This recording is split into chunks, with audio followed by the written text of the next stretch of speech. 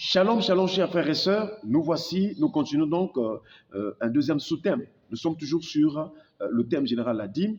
Et nous avons vu déjà que la dîme a plusieurs variantes ou variétés ou formes dans la Bible.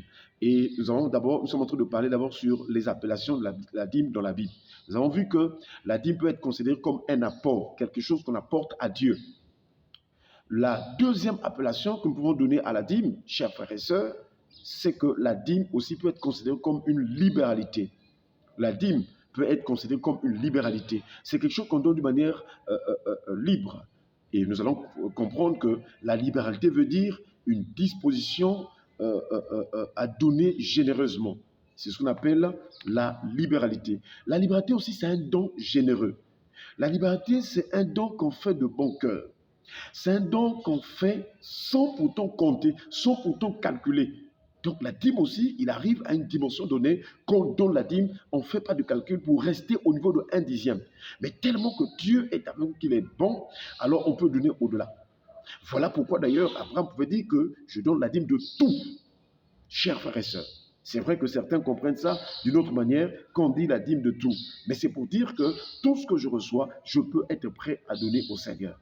Nous en viendrons dans la suite. Chers frères et sœurs, donc nous voyons que la dîme, c'est une libéralité. Une libéralité, c'est quelque chose qu'on donne dans l'abondance. On peut donner en abondance, on peut donner quelque chose de valeur, quelque chose qui coûte. Et nous voyons donc que la dîme, c'est quelque chose qu'on donne de tout cœur. C'est quelque chose qu'on donne volontairement. C'est quelque chose qu'on donne par amour. C'est quelque chose qu'on donne sans imposition, à la différence de la période lévitique ou de la loi. Abraham va donner la dîme sans qu'en amont, on lui impose quoi que ce soit. Veillons lire, chers frères et sœurs, Genèse chapitre 14. Il est écrit, Genèse chapitre 14, Melchisédek à partir du verset 18 jusqu'au verset 20. Genèse chapitre 14 à partir du verset 18 jusqu'au verset 20. Il est écrit, Melchisédek, roi de Salem, fit apporter du pain et du vin.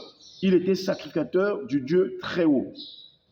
Il bénit Abraham et dit, béni soit Abraham par le Dieu très haut, maître du ciel et de la terre.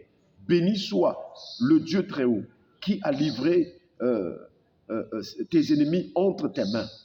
Et Abraham lui donna la dîme de tout. Abraham lui donna la dîme de tout.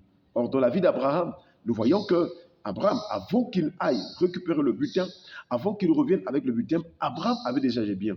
Abraham était déjà riche. Depuis déjà Genèse chapitre 12, Genèse chapitre 13, notamment, Abraham était riche en argent, en troupeaux. Et Abraham est le père de croyants. Donc les actes posés par Abraham étaient un enseignement pour aussi les chrétiens, parce que nous aussi en Christ, nous sommes fils d'Abraham. Tous ceux qui croient en Jésus-Christ sont fils d'Abraham de la même manière qu'Abraham a cru. Et c'est pourquoi d'ailleurs le Seigneur a dit que si vous étiez enfant d'Abraham, vous feriez aussi les œuvres d'Abraham. Et dans les œuvres d'Abraham, il y avait aussi la dîme. Parmi les œuvres de foi, des actes que Abraham a posés, il y a aussi la dîme. Voilà pourquoi, chers frères et sœurs, nous voulons rappeler encore que la dîme, c'est aussi une libéralité. Avant la loi, nous voyons que l'on pouvait donner la dîme de tout, l'on pouvait lui donner sans imposition, sans qu'on impose quoi que ce soit. La dîme est une libéralité. Que Dieu nous bénisse.